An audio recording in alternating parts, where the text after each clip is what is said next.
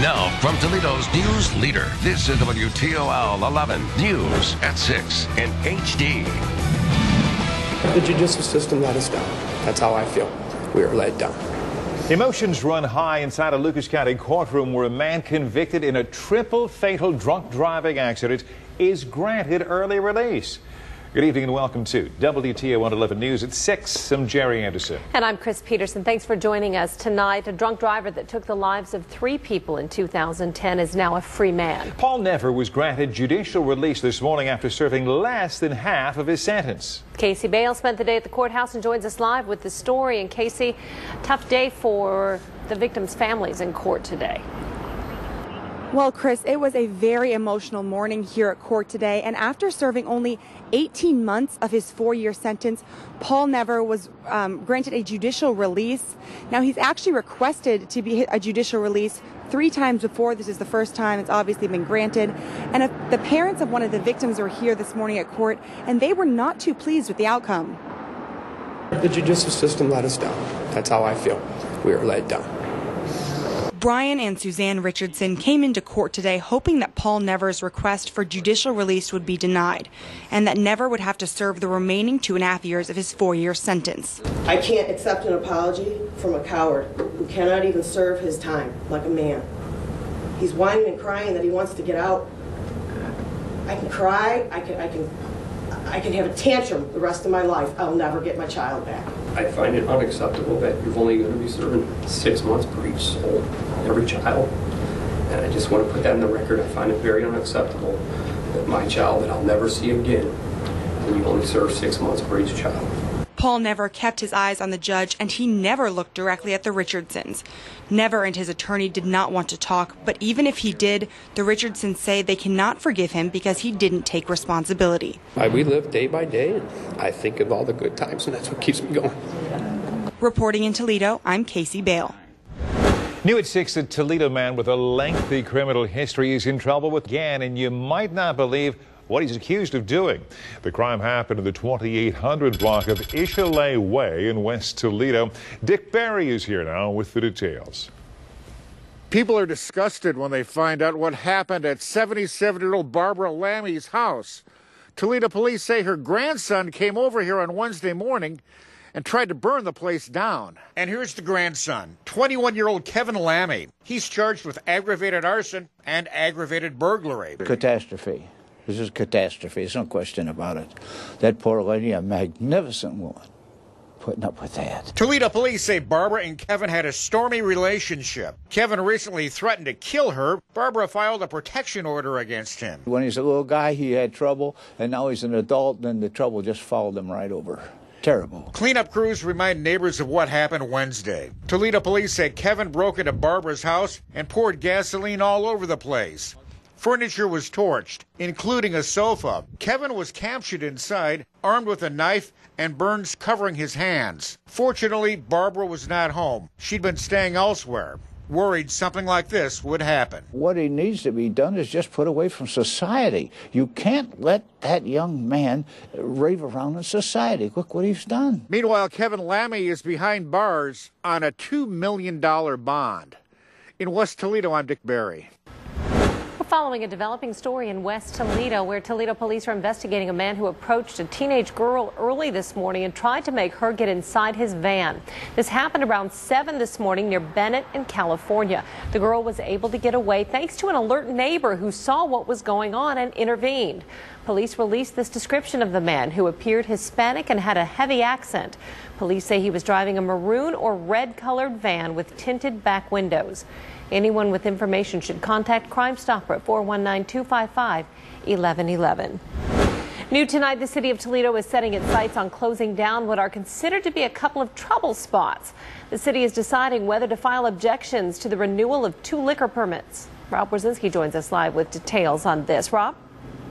Well, Chris, one of the bars on the city's radar screen is right behind me here, 05's on Star Avenue here on the east side. It's been closed for the past couple of months, but neighbors are hoping that the city will file an objection with the state in hopes of denying a bar revival at this location. For the past couple of months, Sue Coleman says it's been peaceful along Platt Street. and she chalks that up to the 05's Bar and Grill closing its doors back in December, just a few doors down from where she's been living for the past 6 years. No coming home from work not having a place to park, no loud noises, no loud music, no everything. It's very quiet. Next week, Toledo City Council will hold a hearing to discuss filing an objection with the state for that liquor permit being renewed to block any chance of another bar operation opening at that location.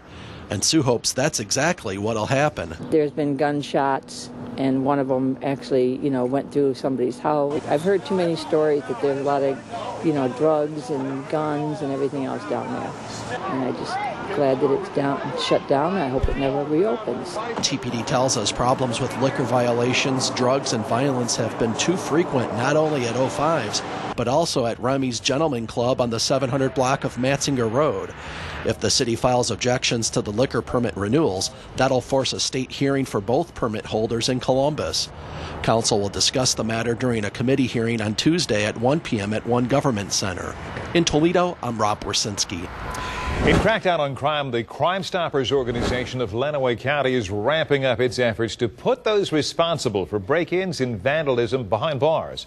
Megan Sanctorum is here to explain. So, Megan, what tool are they using?